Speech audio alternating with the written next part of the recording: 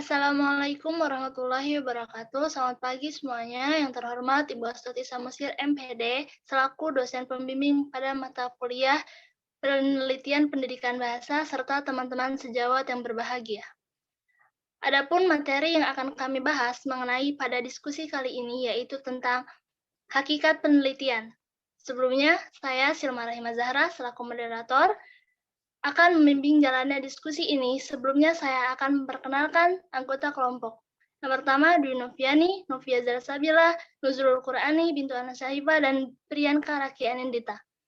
Rangkaian acara yang akan kita lewati pada diskusi hari ini antara lain pembukaan, penyajian materi, sesi tanya-jawab, yang terakhir penutup.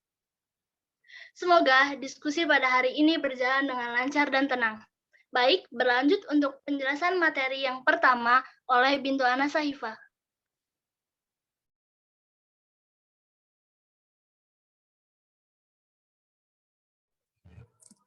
Baik, saya akan memaparkan materi tentang hakikat penelitian. Secara etimologi, penelitian berasal dari bahasa Inggris, research, atau kebanyakan ahli menyebutnya research. Research itu sendiri berasal dari kata-kata re dan search. Re berarti kembali dan search berarti mencari. Bila disimpulkan secara bahasa, makna penelitian adalah mencari kembali. Maksudnya yaitu mencari kembali kebenaran ilmu pengetahuan secara ilmiah.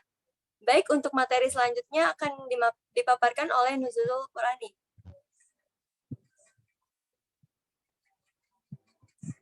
Selanjutnya, definisi penelitian menurut beberapa ahli.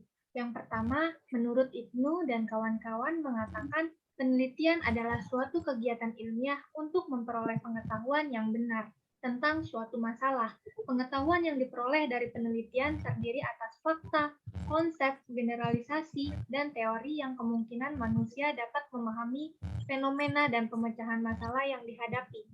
Yang kedua, menurut Ari dan kawan-kawan, mengatakan bahwa penelitian adalah cara untuk memperoleh informasi yang berguna dan dapat dipertanggungjawabkan. Dan yang terakhir, menurut Subana dan Sudrajat, mengatakan bahwa penelitian adalah suatu cara dari sekian cara yang pernah dilakukan dalam mencari kebenaran. Kebenaran itu diperoleh melalui metode ilmiah. Selanjutnya akan dipaparkan oleh rekan saya. Baik, materi selanjutnya akan saya paparkan, yaitu tentang ciri-ciri penelitian. Ciri-ciri penelitian yang pertama bersifat ilmiah. Artinya, sebuah penelitian harus mengikuti prosedur, serta selalu menggunakan bukti yang meyakinkan dalam bentuk fakta yang diperoleh secara objektif. Yang kedua, ada berjalan terus-menerus dan berkesinambungan. Artinya, penelitian merupakan proses yang berjalan dilakukan secara terus-menerus dan berkesinambungan karena hasil dari penelitian bisa selalu disempurnakan. Yang ketiga ada kontribusi. Artinya, penelitian harus memiliki nilai tambah sehingga ada hal baru yang bisa ditambahkan dalam sebuah penelitian. Yang keempat ada analitis. Artinya, penelitian yang dikerjakan harus dibuktikan dan diuraikan dengan menggunakan metode ilmiah dan harus ada sebab akibat antara variabelnya. Selanjutnya akan dipaparkan oleh rekan saya.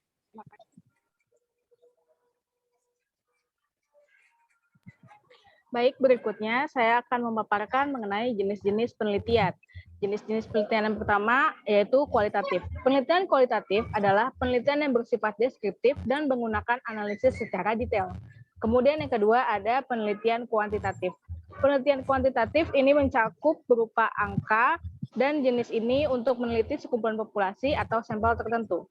Penelitian kuantitatif juga dibagi berdasarkan jenis-jenisnya, diantaranya ada metode survei dan metode eksperimen. Untuk selanjutnya yaitu penelitian eksperimen. Penelitian ini bersifat coba-coba. Tujuannya untuk mengenali adanya hubungan sebab dan akibat dengan tujuan tertentu. Penelitian eksperimen juga dibagi lagi menjadi 4 jenis, yaitu pre-eksperimental, true eksperimental, quasi-eksperimental, dan desain faktorial. Kemudian ada penelitian deskriptif. Penelitian ini menggambarkan karakteristik dari suatu populasi atau sebuah fenomena yang menjadi objek penelitian, sehingga penelitian ini akan menghasilkan jawaban dari sebuah peristiwa yang terjadi. Yang terakhir ada penelitian campuran. Penelitian campuran adalah penelitian yang menggabungkan penelitian bentuk kuantitatif dan kualitatif. Penelitian campuran ini lebih kompleks dibandingkan penelitian-penelitian yang sebelumnya, karena pada penelitian ini tidak hanya mengumpulkan dan menganalisis data, namun juga melibatkan fungsi-fungsi dari penelitian kuantitatif dan kualitatif. Untuk selanjutnya akan dipaparkan oleh rekan saya. Baik, selanjutnya adalah tujuan penelitian. Yang pertama yaitu untuk menguji atau memverifikasi suatu topik atau permasalahan. Jadi, di mana hasilnya itu bisa memperkuat teori atau pandangan tertentu, atau bisa juga menolak hasil dari teori atau pandangan tertentu. Yang kedua adalah untuk menambah ilmu pengetahuan dan pengalaman.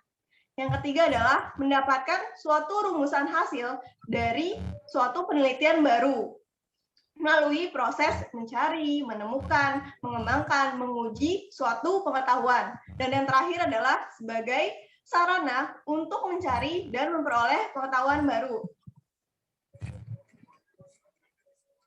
Mohon maaf, sebelumnya adalah mendapatkan suatu rumusan hasil dari suatu penelitian. Dan yang keempat adalah mencari atau memperoleh pengetahuan baru yang dapat dimanfaatkan langsung dalam kehidupan serta sebagai bahan untuk penelitian. Selanjutnya akan dijelaskan oleh rekan saya. Baik, materi selanjutnya yaitu manfaat penelitian. Yang pertama yaitu memberikan sumbangan pemikiran bagi pembaruan ilmu pengetahuan yang terus berkembang sesuai dengan tuntutan masyarakat dan kebutuhan keilmuan. Maksudnya yaitu pembaruan ilmu adalah usaha mengadakan perubahan dengan tujuan memperoleh hasil yang lebih baik. Pembaruan ilmu perlu terus dilakukan seiring dengan perkembangan teknologi yang menghadirkan tantangan atau persoalan, baik di luar maupun dari sistem faktor perubahan penduduk. Yang kedua, memberikan sumbangan ilmu dalam bidang keilmuan yang diteliti dengan membuat inovasi menggunakan metode eksperimen. Yang ketiga, penulis dapat menambah wawasan dan pengetahuannya serta pengalaman secara langsung terhadap suatu keilmuan yang diteliti. Jadi, berkat penelitian ini, seorang penulis dapat menambah wawasannya. Yang keempat, penelitian menjadi sebuah pijakan atau referensi untuk penelitian-penelitian selanjutnya yang akan meningkatkan kembali perkembangan ilmu dan menjadi bahan kajian lebih lanjut. Dan itu adalah manfaat dari sebuah penelitian. Selanjutnya akan dipaparkan oleh teman saya. Baik, selanjutnya fungsi penelitian. Fungsi penelitian yang pertama, 1, mendeskripsikan serta memberikan data atau informasi. Yang kedua, menjelaskan latar belakang tentang terjadinya suatu peristiwa atau fenomena. Yang ketiga, fungsinya menyusun sebuah teori. Keempat, meramalkan, mengestimasi, dan memproyeksi suatu peristiwa yang mungkin terjadi berdasarkan dengan data-data yang sudah dikumpulkan. Yang terakhir, fungsi penelitian yaitu mengendalikan peristiwa maupun gejala-gejala yang sedang terjadi. Demikian pemaparan materi hakikat penelitian. Selanjutnya akan saya kembalikan kepada moderator. Kepada moderator dipersilakan. Baik, terima kasih. Sudah sampai pada penghujung pembahasan materi kami, dan selanjutnya adalah sesi tanya-jawab yang akan kami lanjutkan pada diskusi WhatsApp Group. Kurang lebihnya, terima kasih dan mohon maaf. Wassalamualaikum warahmatullahi wabarakatuh.